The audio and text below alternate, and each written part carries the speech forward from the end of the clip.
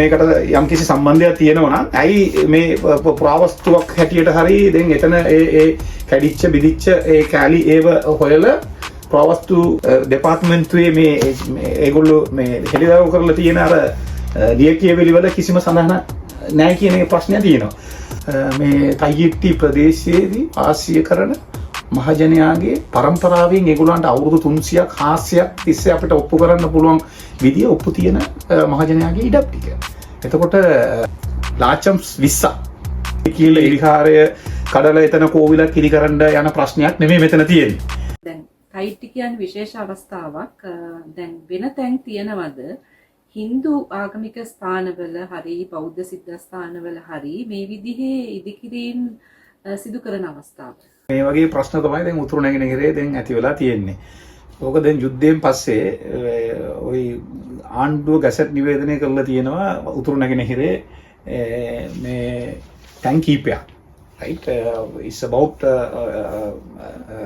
it's hundreds like දැන් මේ 2018 දී මම කිව්වා 2018 මේ පළාත් පාලන මැතිවරණ සමයේදී එක්සත් එතකොට එවකට මේ තිවිච්ච ආණ්ඩුව තමයි සංහිඳියා ආණ්ඩුව. සංහිඳියා ආණ්ඩුවේ මෙන්න මේ ටික පොඩ්ඩක් අපිට බලන්න අවශ්‍ය වෙනවා. සංහිඳියාව කියන තැන සංහිඳියාව.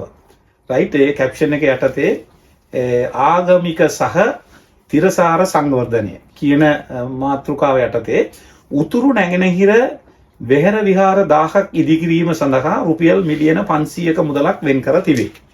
right so මෙතන කියනවා තව 1000ක් ඉදි කරන්න ආණ්ඩුවෙන් වෙන් කරලා තියෙනවා මිලියන 500ක්.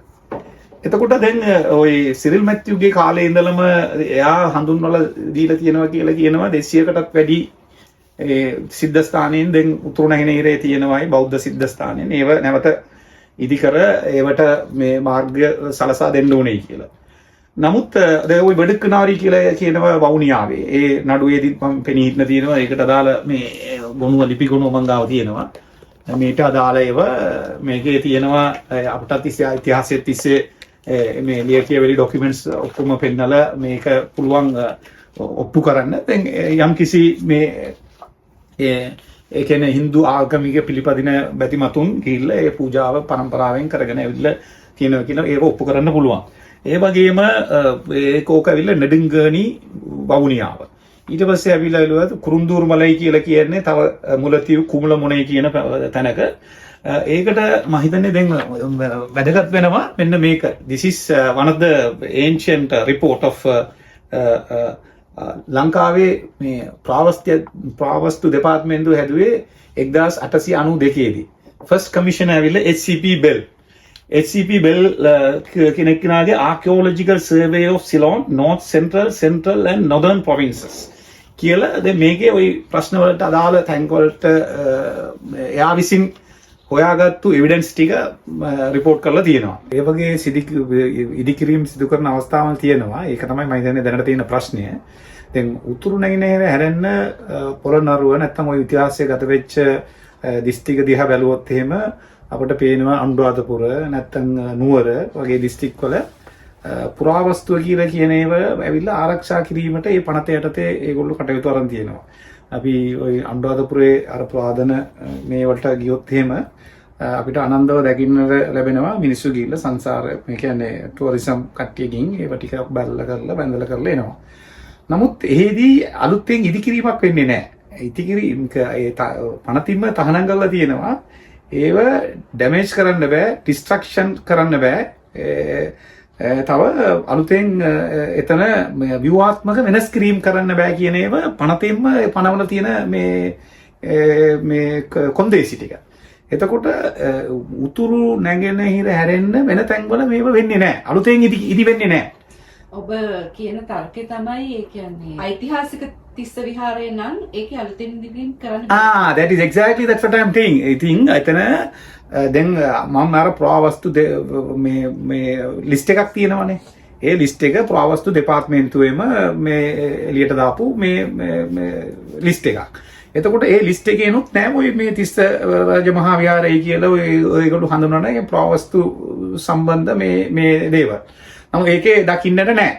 එතකොට දැන් ඒත් අපි කියමුකෝ ප්‍රාවස්තු දැන් ওই බෙඩකුණාරේ කුරුන්දුර්මලයි කියලා ඒ තැන්වල මේ කැනීම් කටයුතු කරගෙන යද්දී යම් කිසි දෙයක් අවු වෙනවා නම් ඒව ඒ විදිහටම පවත්වාගෙන යන්න ඕනේ.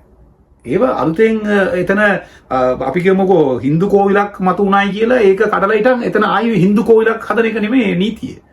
ඒක ඒ විදිහටම ඒ ඉතිහාසය අපි කියමුකෝ දැන් 1948ට එහායින් අපි බැලුවොත් 1506 ඉඳලා පෝර්තුගීසි ඩච් ඉංග්‍රීසි කාර්යයන් එහෙම එනකොට ඒ කට්ටිය ඒ කාලය වකවානුවේදී තිබිච්ච ඒ ස්මාරක නැත්තම් ওই ප්‍රාවස්තු ඒවා අපිට ආරක්ෂා කරගෙන එන එක තමයි මේ ප්‍රාවස්තු දෙපාර්තමේන්තුවෙන් කටයුතු දෙන්නේ.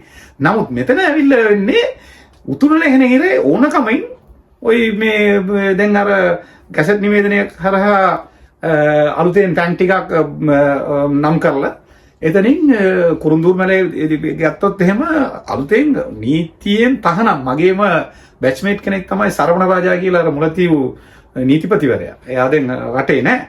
එතකොට ඒ අලුතෙන් ඉදිකිරීම කරන්න එපා කියලා නීතියෙන් තහනම් වෙච්ච තැනක තමයි කුරුන්දුර්මල විහාර ස්ථානය හදලා තියෙන්නේ. දැන් ඉතින් එතනින් ඒමම නවත්තලා තියෙන්නේ. එතකොට මම කියන්නේ දැන් ওই පාවස්තු පනත යටතේ හරි ඔය ලෝ එක යටතේ කිසි කෙනෙකුට බෑ ඒක අලුතෙන් එතන ඉදිකිරීමක් කරන්න. කොමසාරිස්වරයාටත් බෑ ඒ අනුමැතිය දෙන්න. රිෆයින් තමයි. සෝ එතකොට අපි උදාහරණයක් ඇටියට දැන් අපි මෙතන දැන් තිස්ස රජමහා විහාරයේ ඓතිහාසික විහාරය කියලා අපි හිතමුකෝ. ඒම ඓතිහාසික විහාරය කියලා දැන් ওই විහාරාධිපති කියන හැටියටම අපි මේක ඓතිහාසික විහාරය කියලා කියමුකෝ. එතකොට ඒ ඓතිහාසික විහාරයක් නම් කොහොමද අලුතෙන් එතන එකක් හදන්නේ? ඒක ආරක්ෂා කරන්න පුළුවන් මිසක් ඒ තියෙන කැඩිච්ච කෑලි අනම්මනම් ඒව අර තිබිච්ච ඒව ඒ විදිහට අපිට ඉතිහාසයට අදාළ ටික මේ ප්‍රිසර්ව් කරනවා මිසක් කොහොමද එතනින් අලුතෙන් හැදෙන්නේ එක? ඒකයි අපි අහන්න ප්‍රශ්නේ. එතකොට මෙතන කිසිම සම්බන්ධයක් නැහැ. ඒක තමයි මම කිව්වේ ප්‍රාවස්තුව සම්බන්ධ කිසිම සඳහනක් නැහැ. ඒ ප්‍රාවස්තු දෙපාර්තමේන්තුවෙන් එළියට දාපු ඒ රිපෝට් එකේ. එතකොට අපි කියන්නේ මේක තනිකර ඔය ආක්‍රමණය මේ පවතින ආණ්ඩු මේ වල තියෙන ප්‍රශ්නේ. ඕක අපි එක්තරා මේ දැන් NPP ආණ්ඩුවෙනුත් මම දැක්කා මේ ඒගොල්ලන්ගේ මේ මැනිෆෙස්ටෝ එකේ මේකට වෙනම කමිෂන් එකක් මේ ඉදි කරලා මේ කමිෂන් එකක් ඇති කරලා ඒ කමිෂන් එක හරහා මේවට විසඳුමක් දෙනවයි කියලා. නමුත් අද වනතුරු ඉතින් ඒ කමිෂන් එකක් ඉදි කරන මේ දේ අපිට පේන්නේ නැහැ. ඒක නිසා මේ අලුතෙන් ඉදි කිරීමට තහනම් කරලා තියෙද්දි අලුතෙන් මේව හදන්නේ කොහොමද කියලා තමයි අපි මේ ඉල්ලන්නේ. කියන්නේ සම්මලයි කියලා කියන එක මුලතිව් වල. ඊට පස්සේ මේ කන්‍යාවන්‍ය රුට්ටු කියලා කියන්නේ ඒ ලිපි ගුණ මං ගාව තියෙනවා. හරි. ඉතින් මේක කන්‍යාවන්‍ය රුට්ටු ඊට අදාළ ක්‍රවුන් ලෑන්ඩ් එකෙන් ඒ අයිතිය කොහමද මේ අර ලේඩි කෙනෙකුට ඒක පත්තුනේ කියන ඒව විස්තර ටික තියෙනවා මං ගාව. ඒ වගේම කන්දසාමි මලය කියලා කියන්නේ ත්‍රිකුණාමලයේ තවත් තෙන්නමරවාඩි කියලා ප්‍රදේශයක්. එතනිනුත් ඒ වගේම ප්‍රශ්න තියෙනවා. සෝ මේ වගේ මට මම හිතන්නේ උතුරු නැගෙනහිර තියෙනවා සැහැන්න මේ සිද්ධාස්ථානයේ ඒව ගැන දැන් ගැසට් නිවේදනය පළ කරලා ඒගොල්ලෝ ආණ්ඩුව ප්‍රාවස්තු කියලා විද්‍යා දෙපාර්තමේන්තුවේ යටතේ ඒව අත්පත් කරගන්න යන අතරතුරම තමයි දැන් මේ ස්වාමින් වහන්සේලා නැත්තම් මේ බෞද්ධයෝ කියලා කියන කණ්ඩායමක් ඇවිල්ලා මේවා තමයි තනිකර ඒගොල්ලෝ සාමාන්‍යයෙන් if it is an archaeological site ඒක distraction නොවන විදියට damages නොවන විදියට ව්‍යුහාත්මක වෙනස් කිරීම නොවන විදියට ඒක පරිපාලනය කරගෙන යන එක විතරයි කරන්න පුළුවන්. ඒ ගිල්ල කවුරුත් හදලා අනුතෙන් ඉදි කරන්න බෑ. හරි. ඒ ප්‍රාවස්තුව කියලා කියන්නේ සාමාන්‍ය ප්‍රිසර්වේෂන් ඒක විතරයි කරන්න පුළුවන්. නමුත් ඔතන ওই සෙම්මලේ නීරාවියඩි මේ පිල්ලයාර් කෝවිල් නඩුව මුලතිව් දිසාධිකරණයේ මහා මහේස්ත්‍රාත් අධිකරණයේ තියෙද්දි මම ඒ නඩුවට මම පෙනී හිටියා. ප්‍රොෆෙසර් මණ්ඩාවලේ කියලා මේකේ කොමසාරිස්වරයා ඇවිල්ලා එවිඩන්ස් එක කූඩුවට නැගලා ඉද්දි මම මේ ප්‍රශ්නය යොමු කරා. මට පෙන්වන්න නීතියෙන් වගන්තියක් පෙන්වන්න ඔබතුමාට මෙතන විහාරය හදන්න අලුතෙන් හදන්න මේ ප්‍රාවස්තු නැත්තම් National Archives නැත්තම් ওই ප්‍රාවස්තු මේ National Archaeological Sites Act කියලා එකක හරි තියෙන ප්‍රොවිෂන් එක මට පෙන්වන්නේ කියලා ඉල්ලීම කරාම යාට ඒකට උත්තර දෙන්න බැරි වුණා. ඒ කියන්නේ ඒකට අවසර දෙන්න බෑ. එතන අලුතෙන් තවත් ස්ථානයක් ඉදි කරන්න. නමුත් මෙතන උතුරු නැගෙනහිරේ දැන් ප්‍රශ්න වෙලා තියෙන්නේ කන්දක් දැක්කහම එතකොට එහෙන් ප්‍රශ්නයක් මතුවෙනවා කවුද මේකට අයිති. ඉතින් ඒක හාරලා කොටල කරලා ඊටන් ප්‍රශ්නය දැන් මතුවෙනවා. එතකොට තයියිටි කියන එක ඊට හාල්පනිසින්ම සම්පූර්ණ වෙනස් මේ ප්‍රශ්නයක් එතන. මේක ඇවිල්ලා කිසිම ප්‍රාවස්තු මේ සම්බන්ධව මේ ඉතිහාසගත වෙන එකක් නෙමෙයි. මෙතන මේ ඉඩමේ මේ තයියිටි ওই ක්‍රිස්තු පූර්වක 236කටත් එහා තියෙන ඉතිහාසය තියෙනවා නම් යම්කිසි රුයින්ස් නැත්නම් ඔය ප්‍රාවස්තු සම්බන්ධ දේවල් ඩික්ලෙයාර් කරලා තියෙනවා. නමුත් මම පෙන්නුවා වගේ මේ වගේ අර ප්‍රාවස්තු දෙපාර්තමේන්තුවෙන් ඩිස්ක්ලෝස් කරලා තියෙන අර මේ ලේඛනයේ කිසිම සඳහනක් නැහැ මේ තයියිටි සම්බන්ධව. ඒක නිසා දැන් තයියිටි කියන තැනක තියෙන ප්‍රශ්නය ඉතාමත් අපිට පැහැදිලි කරලා මේ ඔප්පුවකින් අපිට ඔප්පු කරන්න පුළුවන් දෙයක්. හරි. එතකොට උතුරු නැගෙනහිරේ අර ගැසට් පත්‍රයකින් දැන් ප්‍රාවස්තු දෙපාර්තමේන්තුව ඉදිරිපත් කරලා තියෙන ලේඛනය අපි අභියෝගයට ලක් කරනවා. නැත්නම් අනුරාධපුර මේ වගේ තැන්වල මේ කන්දසාමි මලය කියලා තෙන්නමරවාඩි ත්‍රිකුණාමලය නැත්නම් අර කන්‍යා වෙන්නීරු උට්ටු කියලා කියන අර උණුලින් තියෙන තැන්වල අපිට අලුතෙන් මේ කුස්සියක් මේ টয়ලට් එකක් හදන්න බෑ. ටැප් එකක් ගිහලා හදලා වතුර බොන්න මේ තැනක් හදලා කරන්න බෑ.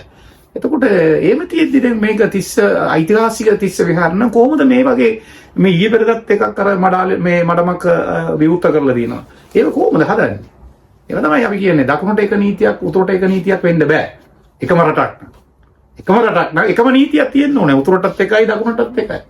හැබැයි මේ දැන් ක්‍රියාත්මක කරන ওই ආයතන තියෙනවානේ පොලිසිය. ඒකයි අපි කියන්නේ. පොලිසිය දැන් ඊයේ පෙරේදත් ඇවිල්ලා අපිට අර මේ මානව හිමිකම් වලට අපි මේ කම්ප්ලේන් එකක් දාලා ඒ කම්ප්ලේන් එක විමර්ශනයකට ඇවිල්ලා කියනකොටත් කියනවා ඉතින් අපි කියන්නේ නීතිය හරිනම් නීතිය ක්‍රියාත්මක කරන නීතිය තියෙන විදිහට. එතකොට ICCPR එකේ ඇත්තටම අත්තරන් කොට ගන්න ඕන කට්ටියව අත්තරන් කොට ගන්න. මේ ප්‍රජාතන්ත්‍රවාදී අයිතිය ඉඩමේ අයිතිය මට ප්‍රොටෙස්ට් කරන උද්ඝෝෂණ කරන මට තියෙන අයිතියට ඉතින් එරෙහිව කටයුතු කරන එක නෙමෙයි කරන්නේ. පලාලි පොලිසිය නම් අනිවාර්යයෙන්ම මේ ප්‍රොටෙස්ට් එකට ආරක්ෂාව දෙන්න ඕනේ. එතකොට නීති දෙකක් වෙන්න බෑ.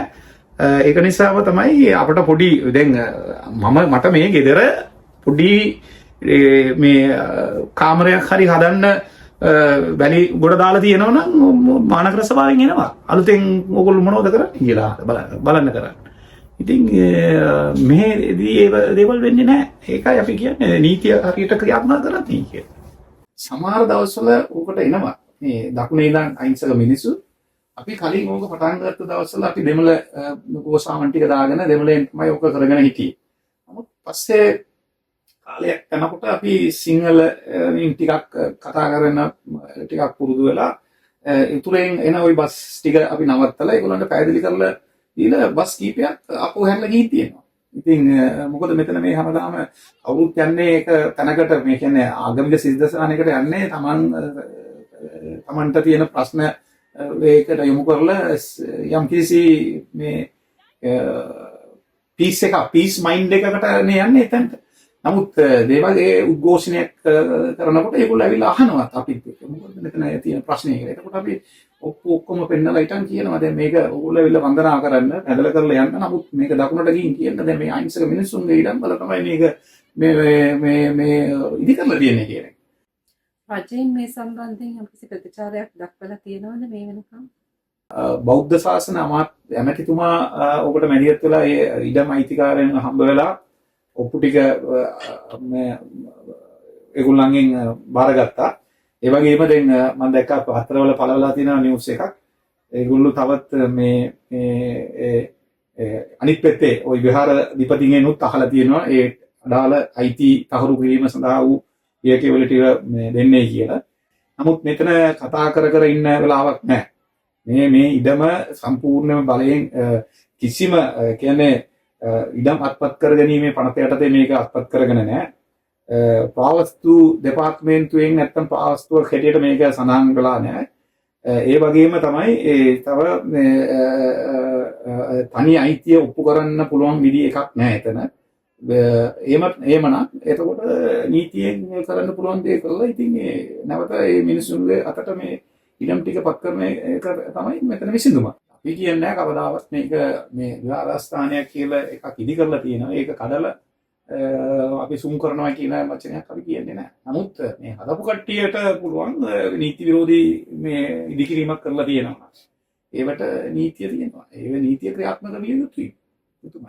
ඒ නීතිය ක්‍රියාත්මක කරලා දෙන්නේ කියලායි අපි ඉල්ලීමක් කරන්නේ. හොඳයි. බොහොම ස්තුතියි කාණ්ඩිපන් අපිට අද මේ අදහස් ලබා දුන්නට.